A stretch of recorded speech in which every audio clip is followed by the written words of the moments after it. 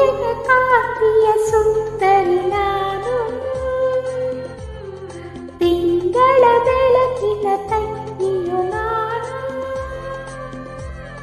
ಪ್ರೇಮದ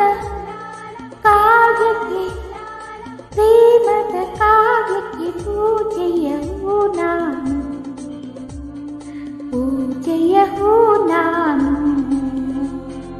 ಹೂವೊಂದು ಬಲಿ ಬಂದು ತಾಕಿತು ಎನ್ನೆದೆಯ,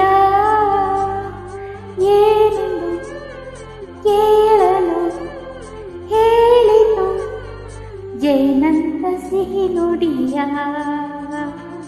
ಜೇನಂತ ಸಿಹಿ ನುಡಿಯ.